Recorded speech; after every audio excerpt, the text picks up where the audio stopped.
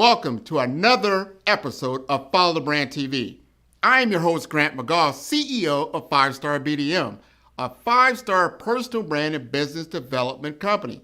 I want to take you on a journey through another deep dive into the world of personal branding and business development using compelling personal stories, business conversations, and tips to improve your brand.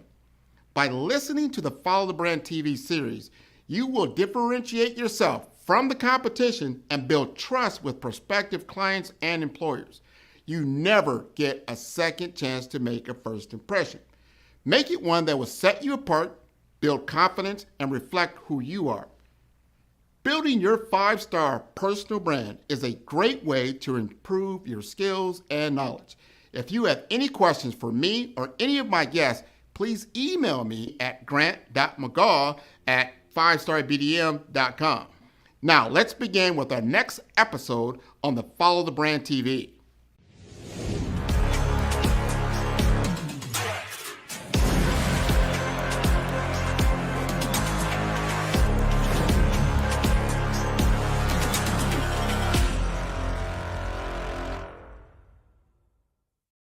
Five-Star BDM, Brand Development Masters, is a professional consulting and advisory group keenly focused on business development services for the small to mid-sized business and entrepreneurs.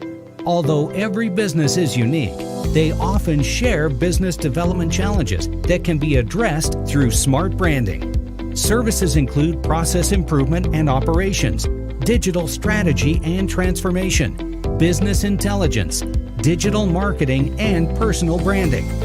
Our business and personal branding company has helped a number of professionals and organizations to optimize and grow. This results in more business, more opportunities, better reach, positive outcomes. Visit www.5starbdm.com today to learn more.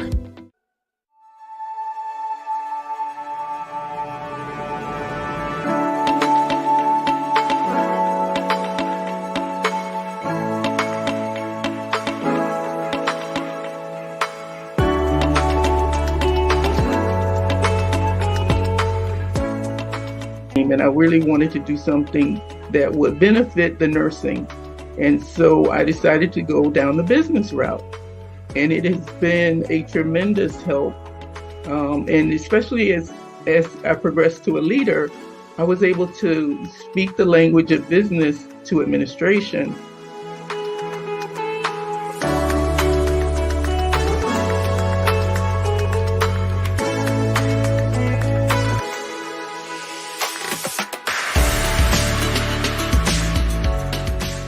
The name of my company is Robin Cares Health Coaching PLLC. And my niche is really to help adults that have chronic illnesses such as diabetes, autoimmune disease, cardiovascular, be able to reduce their comorbidities, their complications. And we do this through changing their health style.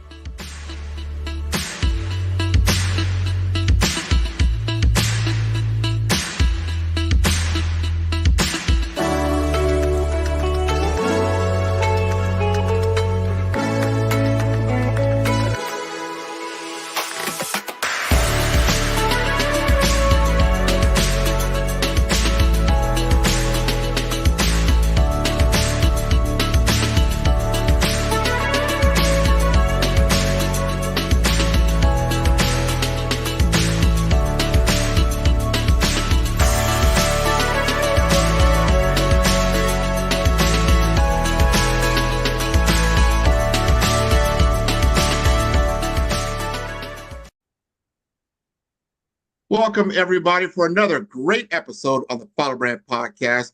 We are going to take it back into the healthcare field. And I tell you, the nursing field is a fantastic field. And without nursing, the healthcare field would fall flat on its face. I said it. I want everyone to know this, because without great nursing, without great nurses and great nurse leadership, we would not have the healthcare delivery that we do have in the United States. And I want to talk to someone who has been in nursing for a few years to tell her story and why it's important from a career development, business development aspect to understand your trajectory when you take this up as a career. So, Dr. Tellez, would you like to introduce yourself? Hi, I'm Dr. Tellez, and I live in Miami-Dade, Florida. I am a nurse for over 40 years, and I have actually progressed to own my own company doing health coaching. I love that. I love that. So now you 40 years of nursing, then you got into coaching. So so now you've got to where you want to go. And that's kind of the end of the goalpost, right? If you're into football, right? That's the other end of the Correct, goalpost. Let's take it correct. back to the very beginning, but how you got into the game. I mean, what prompted you to become a nurse in the first place? Well, it's interesting because my mother died at home. And so that was I was 13. And so that was a huge element in my life is to realize she had asthma really, really bad. And so she had been hospitalized. And within 2 days, actually, I was woken up by my father, who says, and how he knew is that she fell out of bed. And so that made such an impression on my life that that's when I knew I wanted to be a helper. I wanted to be a nurse and I wanted to help others. That makes sense. And that sorry that trauma, and I've heard that from others that trauma kind of got them into the profession because they saw it close up. And it takes a certain type of character to be a life giver, to give care, to nurture. Where did you get your education in the nursing field? Actually, I graduated in at Miami-Dade College.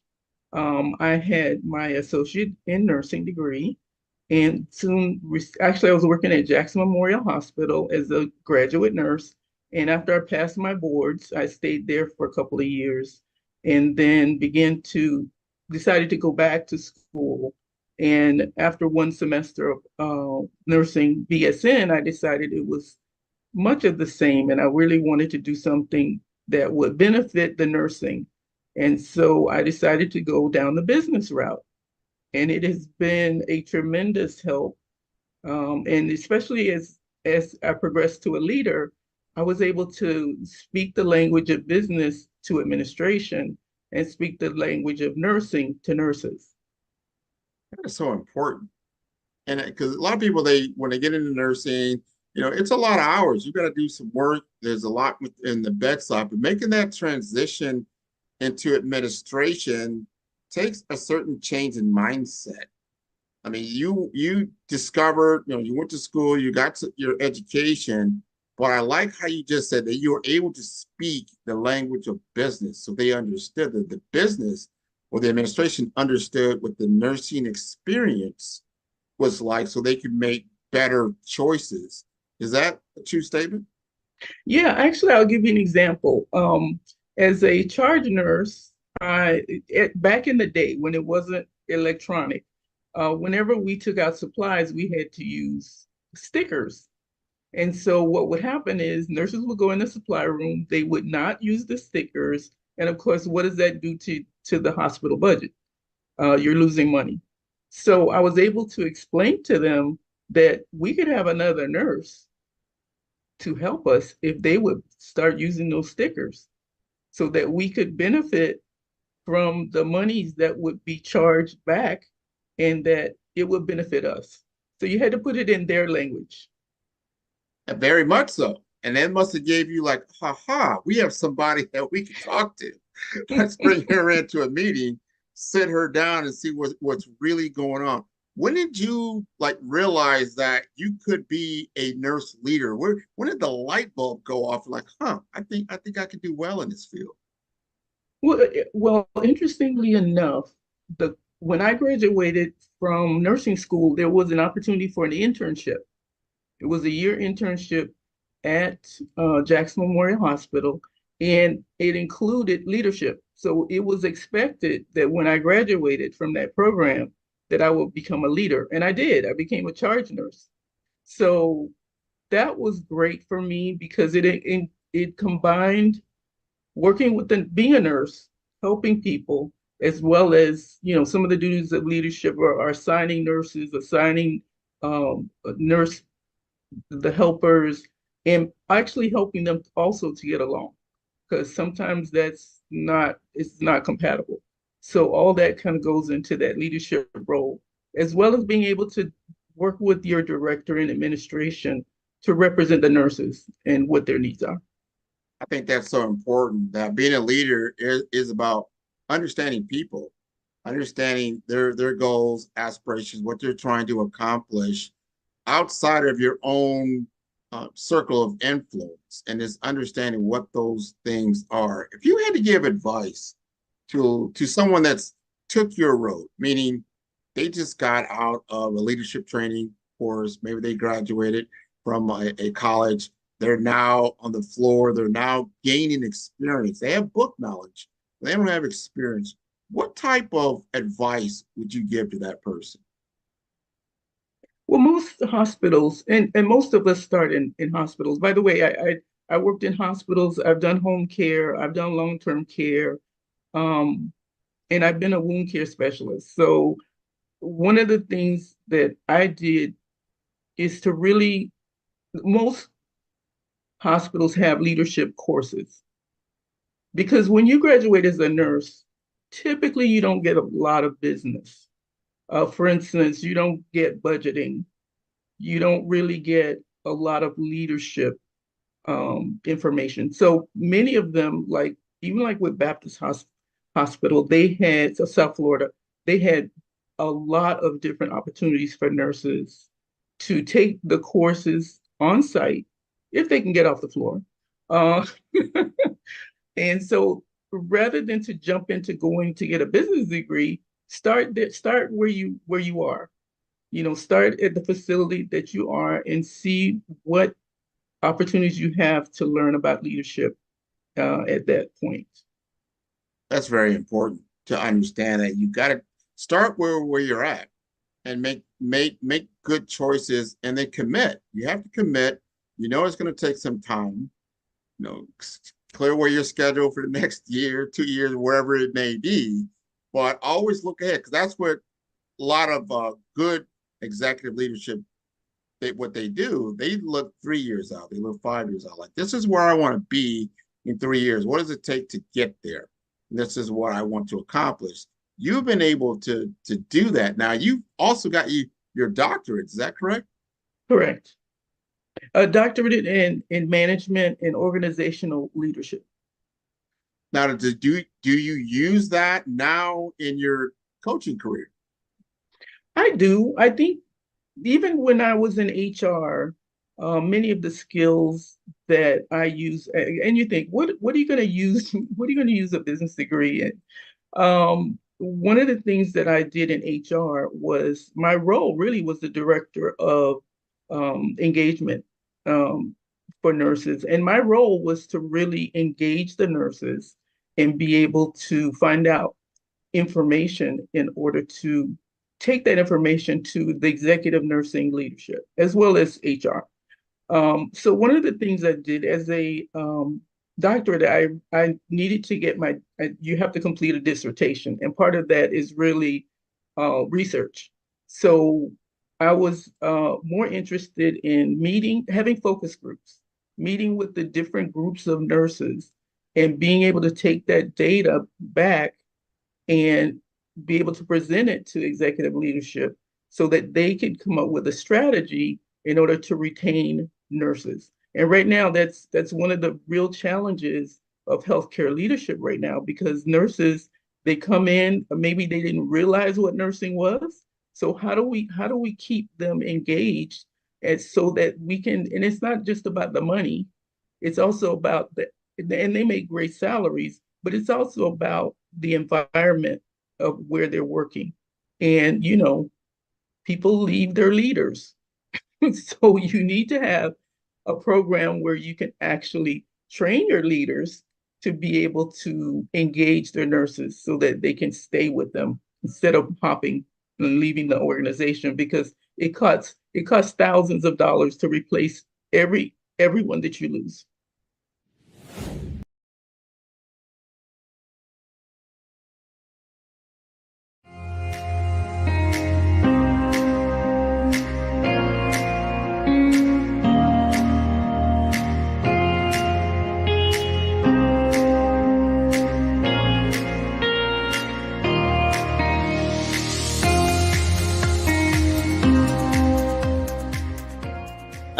able to speak with over 1,000 patients from all race and ethnicities. And I came to the concept of recognizing that solutions are simple, and if we solve the simple, it doesn't have to escalate to the complex.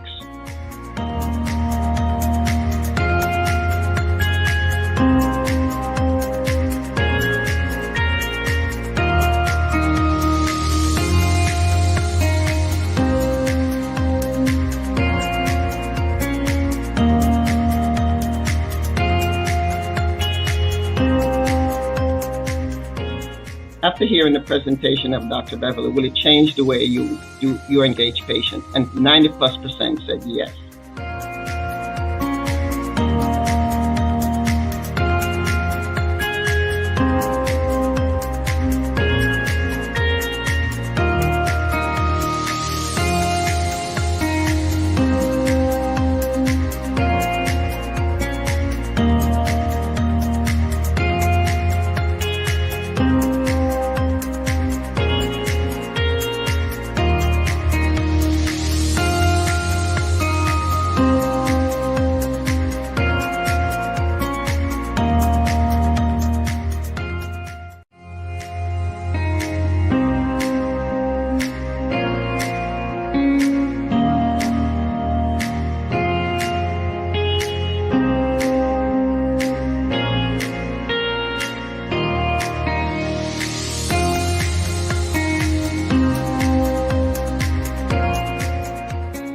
I'm Dr. Kimberly Long. I am the current Chief Executive Officer for the Association of California Nurse Leaders and a nurse of 37 years.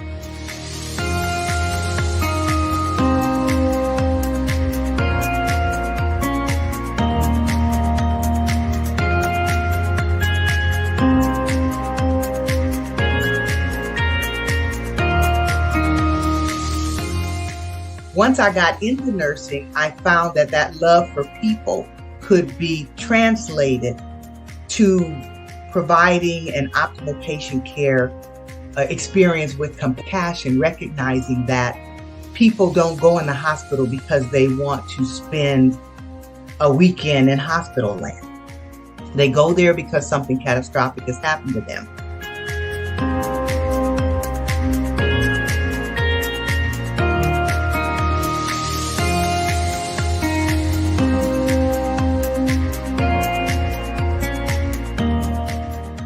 When I go into an organization, the first thing that I do, whether it's as a CNO or a CEO, is sit in the lobby before they know who I am and observe. Because I want to see what that organization is really about. How do people engage with one another? Do they talk to each other? Do they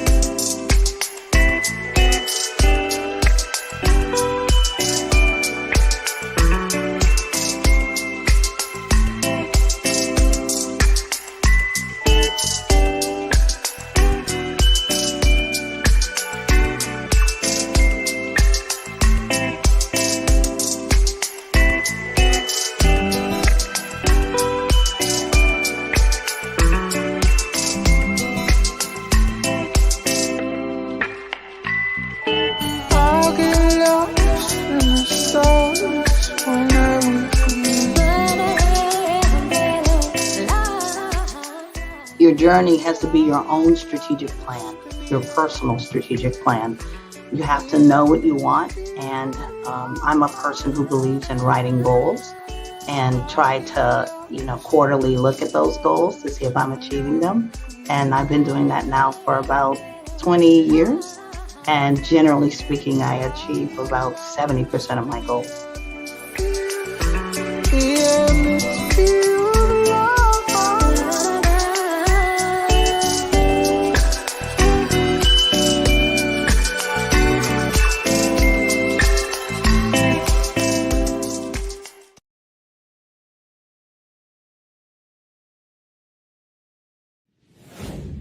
That is true. And I know that happened a lot during the COVID time period where you had options as nurse, to do travel nursing, other things that came up, and maybe because of the long hours and just got burnt out, you're like, I didn't want to be exposed to certain things. And now you find a shortage in your workforce. And if I heard you correctly, what you're doing is that you're taking a pulse of that nurse, understanding where they're at, what they need, and then making sure that leadership can provide it, and so that they stay, so that they can maintain their employment there and they can keep moving forward. Are you doing that as a consultant now for the hospital system, specifically, or for anyone that's interested in understanding nursing and leadership at a high level?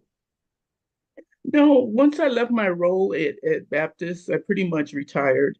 And then this is how I created my own business, because I retired and I'm sitting around and I'm like, I got too much in my head to not share it. And what I did is I wanted to go back to my roots in nursing. I wanted to be able to, actually, my niche is, the name of my company is Robin Cares Health Coaching PLLC. And my niche is really to help adults that have chronic illnesses such as diabetes, autoimmune disease, cardiovascular, be able to reduce their comorbidities, their complications. And we do this through changing their health style, their health lifestyle. And if you've had a recent experience in the healthcare field, I hate to say it, but it's really like a sick system. They really focus on you when you're sick, but there's not much in between to keep you from being sick. So, I like to work with those, especially those who have parents or siblings that have chronic illnesses, and they might be in line if they have pre-diabetes, which is reversible, which diabetes is not. If they can do anything in their lifestyle change to prevent them from becoming a diabetic, that's on the table. So that's what I love to do. That's my passion. And for those who have the disease, how do we keep them from losing a foot? How do we reduce some of those medications that they need to take because they're eating correctly and they're exercising and they're doing the things they need to do? This is so important. I'm glad you brought that up. Wellness is so important. There's a big gap there, as you just mentioned, between if you're well, right now I say I'm reasonably well, right? And then with a point where you need to be hospitalized, it's a big change. And then they're there to really alleviate your critical situation. You're in acute care, right? That's what really your hospital is about, acute care. And then there's urgent care, but just day-to-day care, caring about yourself. If you could give us some tips, and I know these lifestyle is a big thing that could be a root cause of some of the things that lead you to an urgent or an acute care episode. What are some things that you can help our audience to be aware of? I think the first thing that you need to do is you need to at least have one annual, if not two, at least one annual checkup with lab work. That's where you're going to find out what's going on with you. I don't know. I just heard a statistic about colon cancer that people younger and younger, in their 35 and older, and it's because of a lot of the fast foods and the things that we eat that we shouldn't be eating, diabetes. So if here you are, all of a sudden you're in the emergency room, you haven't been to the doctor in 5 years. Well, suppose you could have prevented that. Suppose you could have prevented any of those acute illnesses just by one visit to the doctor, one lab work. You can catch everything from kidney disease, diabetes, you name it. One of the sports people just ended up with prostate cancer. Yeah, that's right. That's a blood test. That's a blood test. I mean, you could save your life. You could save your family's life. And I know we do have a day that we take our family to the doctor day. So if you're listening to me now, I'm going to challenge you all to, if you haven't had a checkup in 6 months, if your family hasn't seen the doctor in 6 months, I urge you to go. I think that's so important. We take care of our cars. Like your car will do an indicator. Newer cars, they'll tell you like, hey, it's time for an oil change before the red light comes on, right? It's that time. Take me in and have me checked out and get all my vitals done, and then I'm going to run smoothly for the next few months. And we don't really have that on our bodies unless you have a Fitbit or you have some kind of device or something, or like I said, if you don't have a medical doctor that you see routinely that's going to call you like, hey, Grant, it's time for your annual checkup. So important. But we need to really take a stock in taking care of ourselves. And food, you mentioned food. What are we putting in our body? Like I have a premium car, right? So I have to put in premium gas. If I don't put in that premium gas, it's not going to run right? It's going to have some major problems. So if we're putting it into our bodies, fast food, high sugar, high fats, we got to go talk to Dr. Tellez. She's going to tell you, well, this is probably going to be your outcome. Absolutely. And I think it's so important, but it's one of the major things that's hard to change. We're so used to the type of foods that we eat, but it takes a conscious effort to make those changes. And although, yes, vegetables and fruits, they cost a little bit more, but what I found is those that eat red meat and pork, those are the ones that actually have quite a few issues that it causes. Because if you think about what they do to the animals to make them big, there's hormones in there. There's all kind of things in your food that really you don't eat. So having I would say a plant-based diet. I'm not saying to go vegan, but think about those things in your diet. If you could put more grains, more fruits, more vegetables, drink plenty of water, stay hydrated. Those are the things that are going to keep you healthy, as well as your activity level.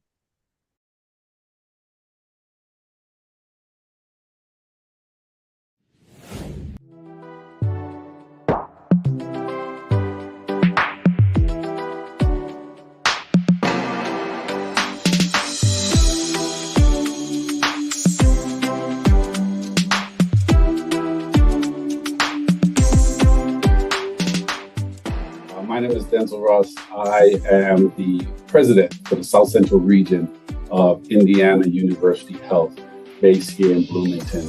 And so I've had a lot of great opportunities prior to this. Was in Tucson, Arizona, spent some time Albuquerque, New Mexico, San Antonio, Texas, and Kansas City with multiple different organizations of different sizes. And it's just been an awesome experience, an awesome ride. And so I am excited about the opportunity to share some of my learnings that I've had along the way.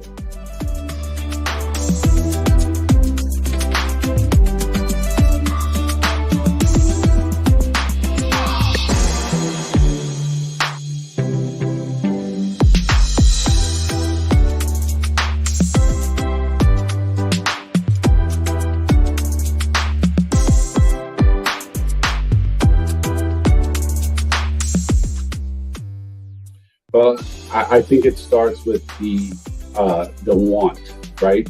People who want to grow, people who want to be developed, people who want to be coached, and is open to taking on that additional function and additional task. Because the last thing you want to do is put somebody in a position that they don't want to be in.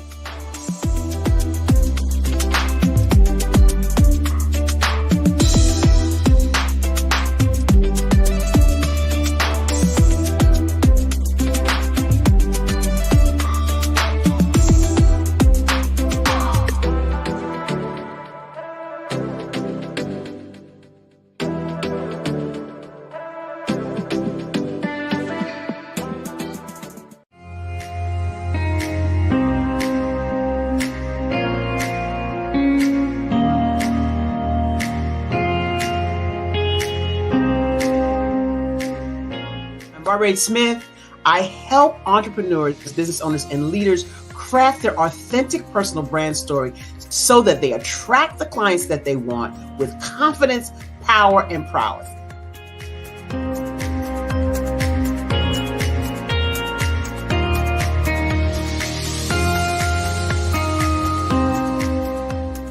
The transformational training, when you see it, and I get to see it when I'm in front of people training them, I'm a reader of eyes because eyes don't lie.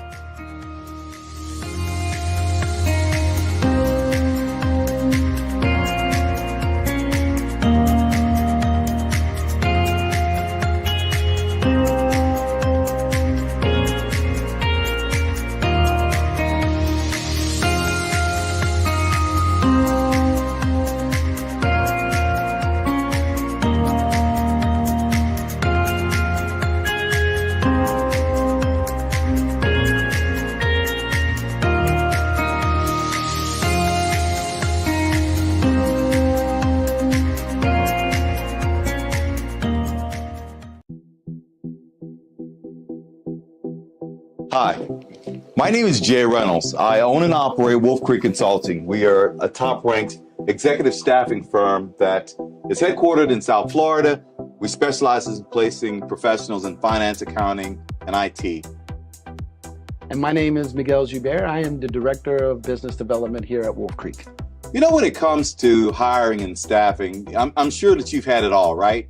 The good, the bad, and I can't even believe that we hired that person. There's no secret that a bad hire is very, very costly. And I'm telling you, it's roughly about 30% of that person's first year's compensation that is a negative impact on a corporation. And that really doesn't have anything to do with a team's morale and the productivity of the company.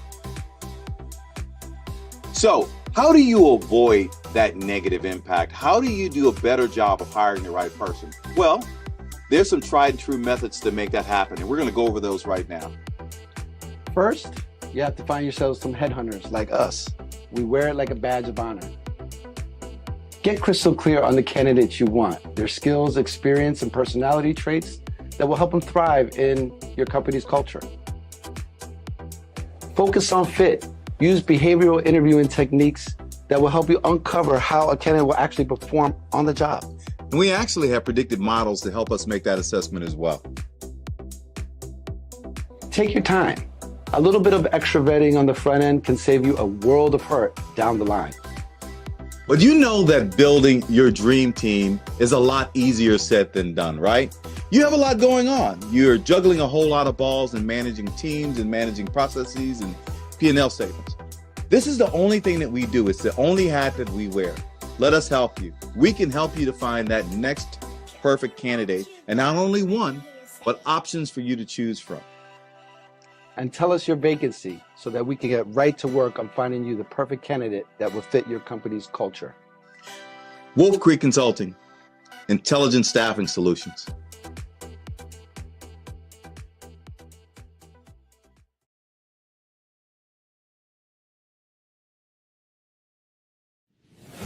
I think that's so important. I live in Florida. You live in Florida.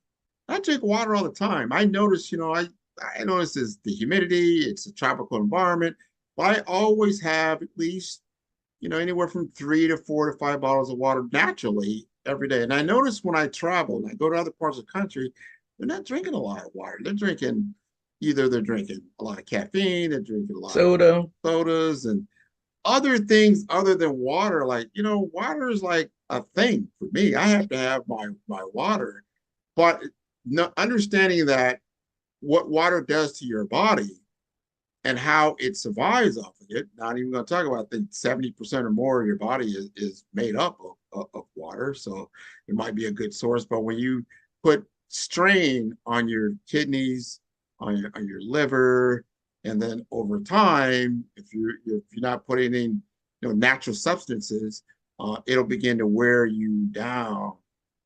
Talk to us a little bit about, because I know there's energy. Do you talk to your have consultations with people about how they possibly will feel if they start changing their lifestyle?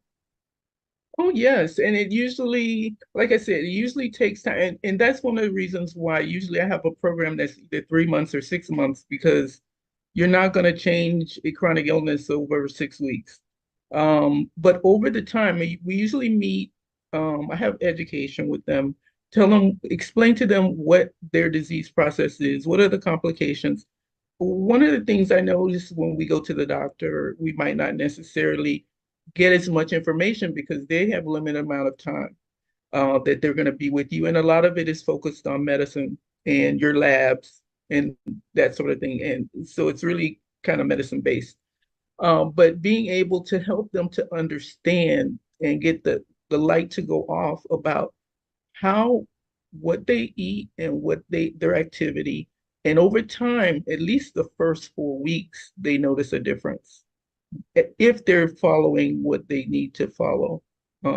Part of what I do as a coach is not only to help them with a plan and set goals, but also we have accountability goals. So it's one thing to make a goal. It's another thing to actually do it. So when we meet every week, we have those conversations about that and give them tools like being able to have a food journal to kind of, when they write it down and then you share it, then you can kind of put two and two together as to why the blood sugar is sky high and it won't go down, or the A1C doesn't move. So that's one of the things we do, is just really to help them be more self-reliant in their care, so that when you're finished coaching after 3 months or 6 months, that's something that's going to be a part of their lives so they Yes. can be sustained. I like that. That's like muscle memory. You've got to do it and you've got to change it. And the mind is a creature of habit. So you've got to then work on it to change the habit. I know my parents, they're very good at this. I watch them do it. That they count their calories, so they know exactly that you can eat certain things. You don't have to change your diet like completely, but you need to know how many calories, what's your intake look like, and what is the composition of that intake. And then depending on your situation, if you have diabetes, or you're prone to heart disease, or any kind of a cancer that's been in your body, all these different things.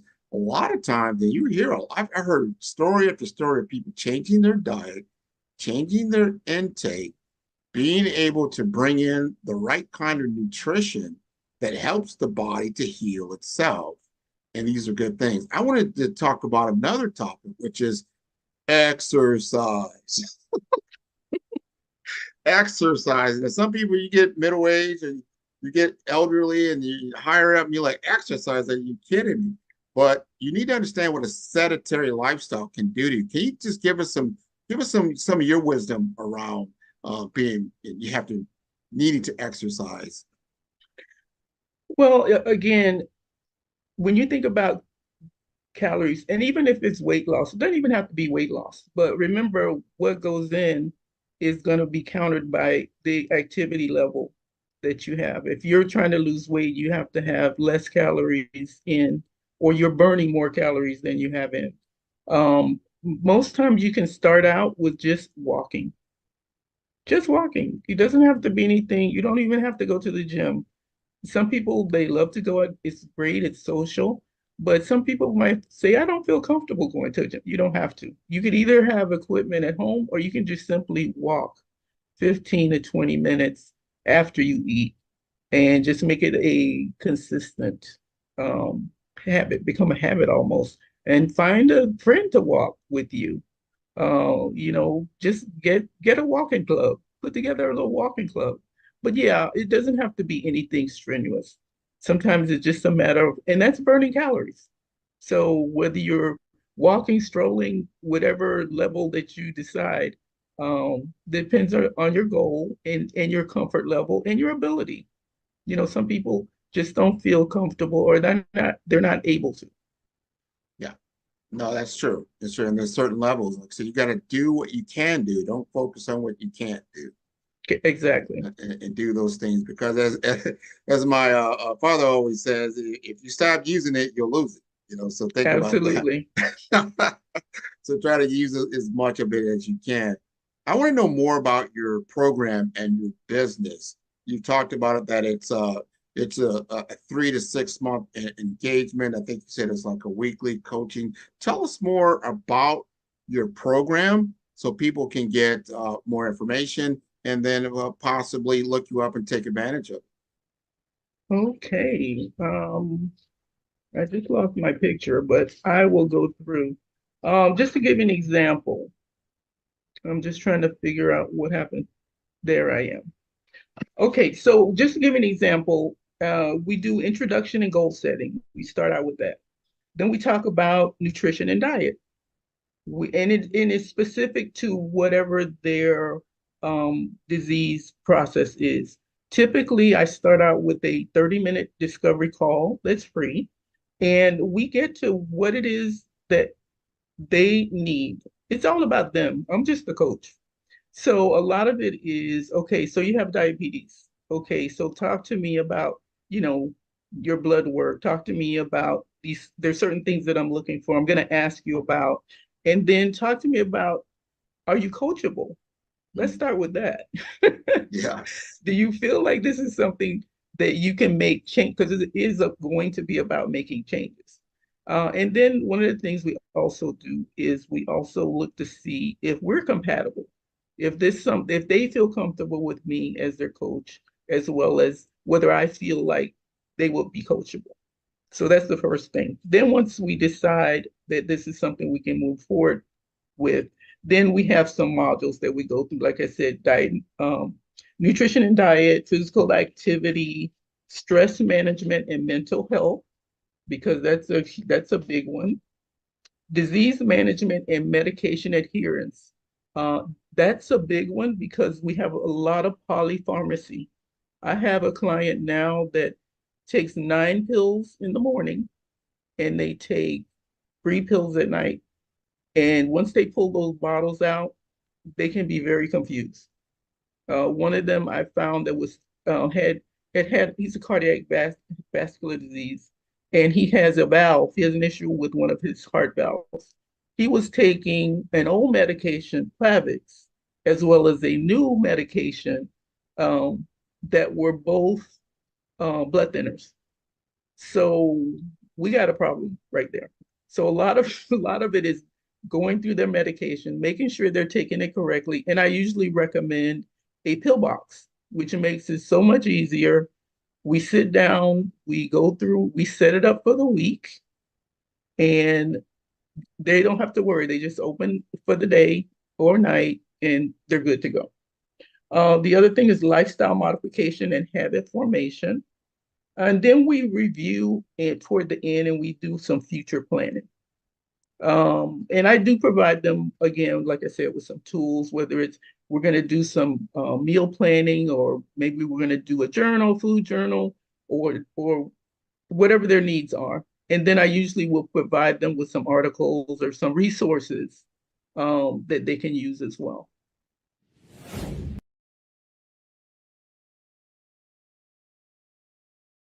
Man, who's your favorite podcaster? Man, Grant, man. I love Grant's podcast. Well, who's Grant? I'm going to send you the link. I love Grant. Grant McGaw, CEO of 5 Star BDM, is turning heads in the healthcare and information technology sectors with his groundbreaking approach to personal branding and business development. By challenging conventional strategies, he's setting a new standard for how executives present themselves and their businesses to the world. McGaw's expertise isn't just about standing out. It's about strategic guidance, generating leads, and building networks that propel executives beyond their competition. His focus on authenticity allows leaders to leverage their unique stories, driving exponential growth and success in their industries. Beyond branding, McGaw is a fervent advocate for diversity, equity, and inclusion in the workplace. He's committed to helping organizations cultivate environments where innovation and collaboration thrive through inclusive cultures. And for those eager to dive deeper, McGaw hosts the Follow the Brand podcast. Here, he unpacks the intricacies of personal branding and business growth, offering valuable insights for professionals eager to redefine their identities and share their narratives with the world.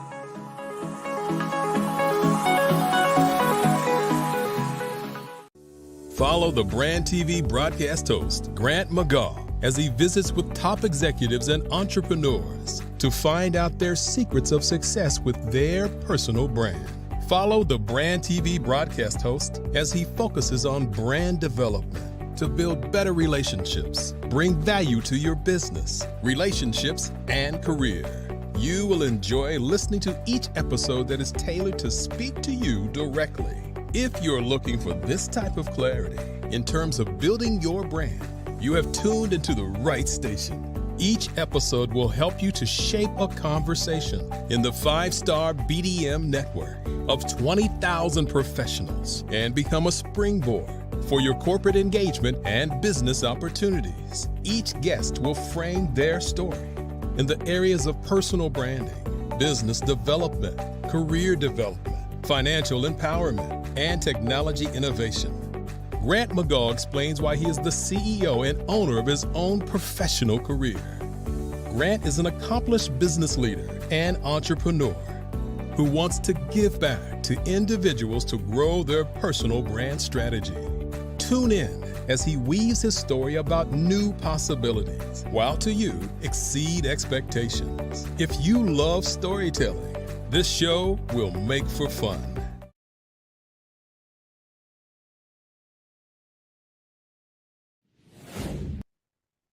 This is so important that you have a process and a proven formula. And I like how you stated, we got to first find out if we're a good fit, because it's not going to work. You would be wasting your money, wasting your time if you're not going to take this seriously.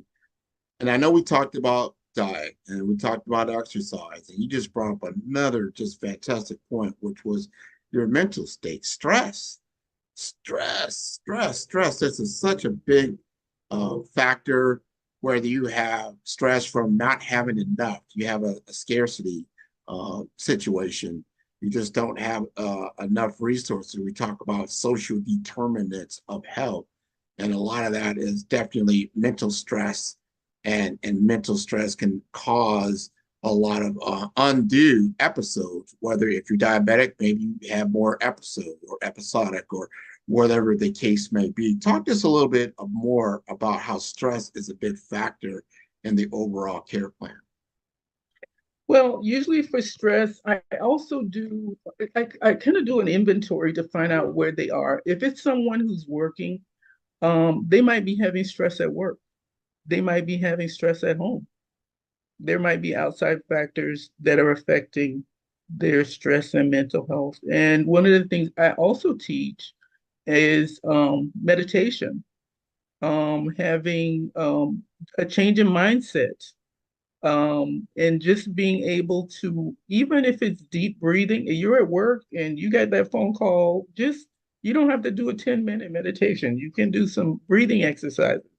So really being able to help them recognize when these stressful events are happening, as well as how do I deal with it in a realistic manner, whether it's I have an app that walks me through guided meditation, or is it just breathing exercises, just having some way to minimize that, because it does affect your mental health. A prolonged stress will definitely put you in a mental health state. It is. And if you don't know if you have an onset of a stroke, onset of a heart attack, sometimes there's cursors that are out there, and if you're not paying attention, you're setting yourself up, and then undue stress will just trigger everything to end up in an urgent care situation, as we talked about earlier, which we don't want to be able to do that. But you can manage some of your health care at a high level. I want you to talk about, and I'm sure you have some, it's just a success story. Someone who has come to you, taken your program, got through to the other side, and they're doing better. Well, I had an individual who had diabetes. She had cancer. She had breast cancer. She had had surgery.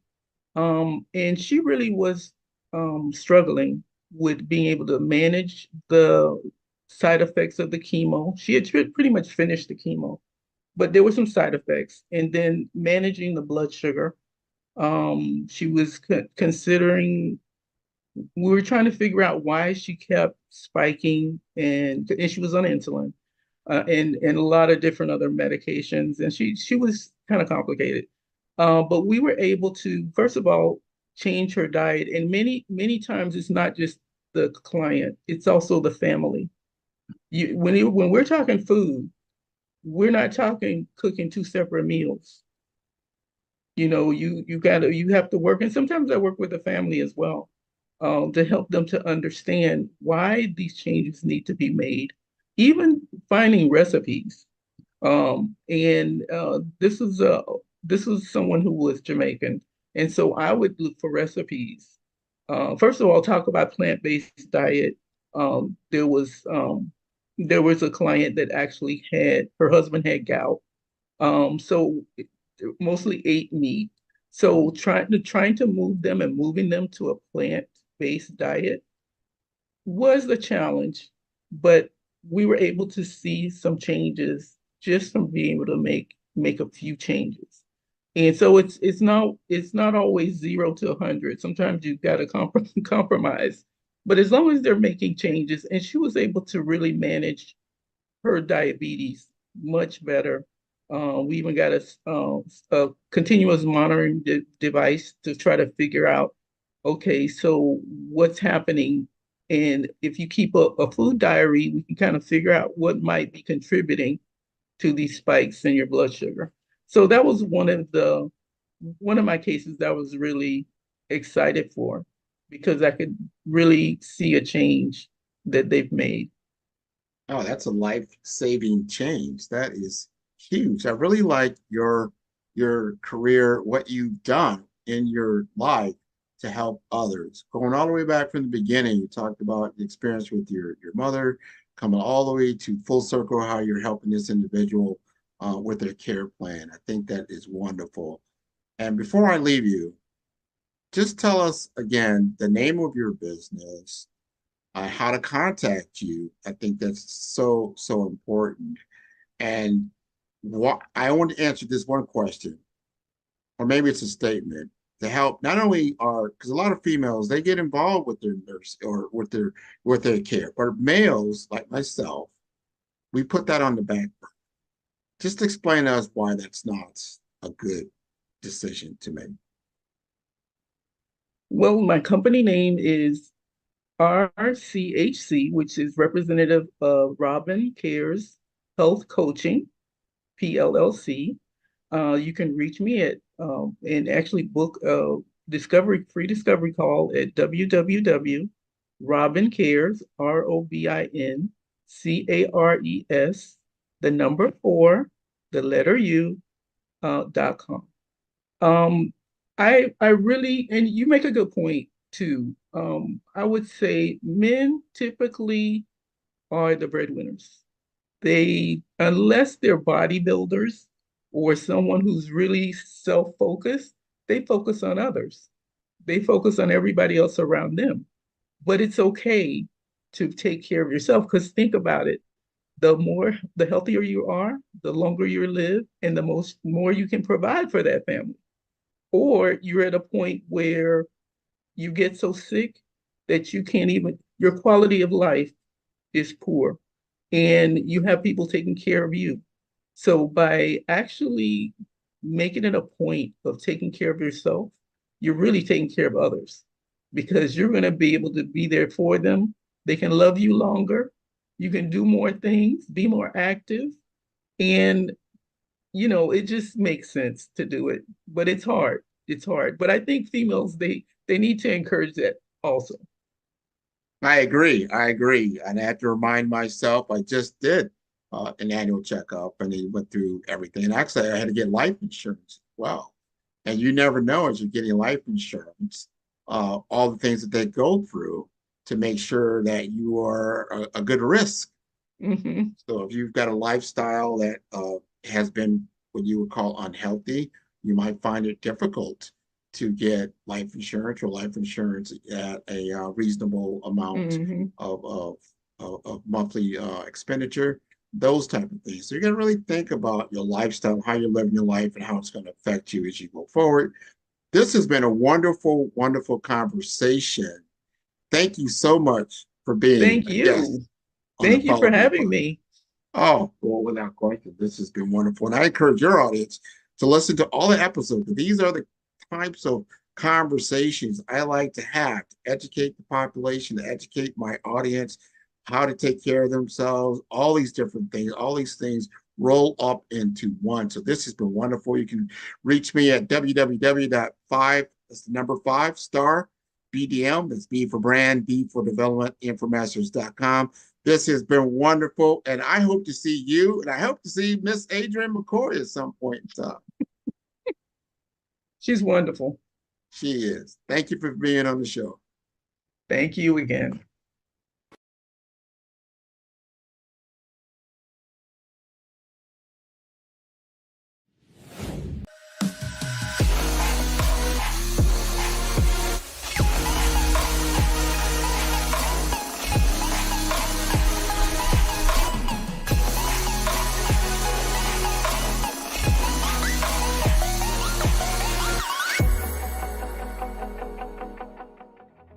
The Black Business Expo's mission is to raise funds for high school seniors going to college or K through 12 entrepreneurs.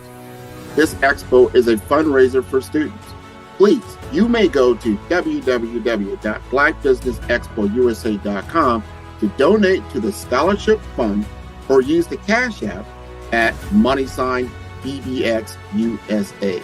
Our goal is to give laptops and up to $5,000 to 10 students.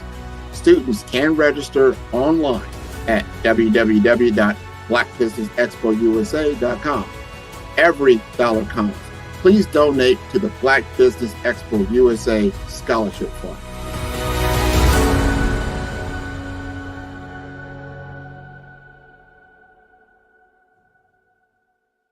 Ready to build a 5-star brand that stands out and captivates? Discover the art of crafting a strong and memorable brand identity. From choosing the right colors to making your brand unforgettable on social media, we guide you every step of the way. Learn how to design a brand that resonates deeply with your audience, ensuring they not only remember but love your brand. Whether it's enhancing visual appeal or mastering social platforms, we have got you covered. Dive into the world of impactful branding with us and see the difference. Follow the brand for more insights and expert tips. Don't just be seen, be remembered. Join us now.